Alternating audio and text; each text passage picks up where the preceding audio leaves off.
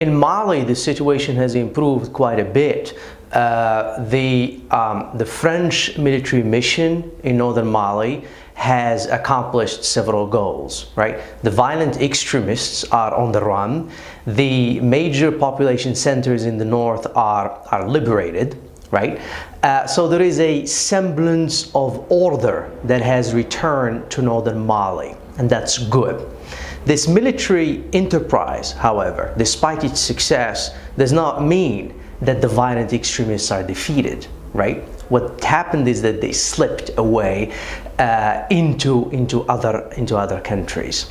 So where we are today is that there has been progress, right? Military progress and also political progress, but the situation is still vulnerable.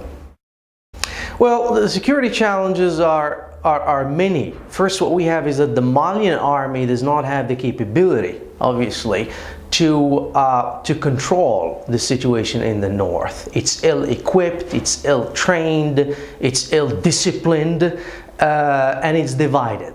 Then you add to it the AFISMA, which is the African mission, that's going to be a UN mission.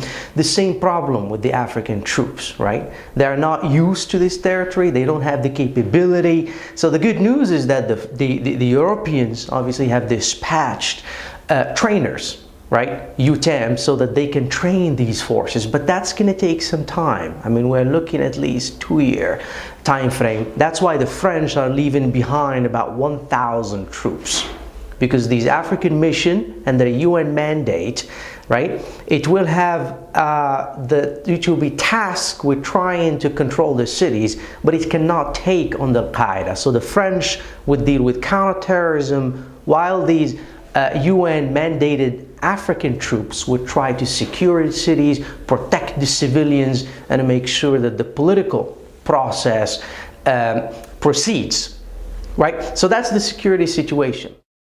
There are the issues of the fragility, right? These are, Mali and others, very fragile states. There is institutional fragility, there is ethnic and social tensions. The state does not control the periphery, it has neglected the hinterland. So how do you address these issues? So there is a military security aspect to it, there is a political aspect to it, in which you bring the different communities in the north, the Tuareg, between themselves with the Songhai and other ethnic groups, and how to get them to talk with each other and then to talk with the south.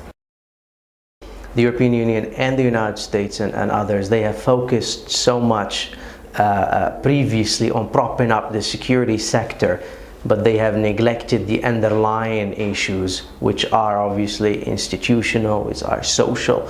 So there is an economic component to it, right, to address the problems that are on the ground, and the European community can invest in small community programs like building roads and clinics.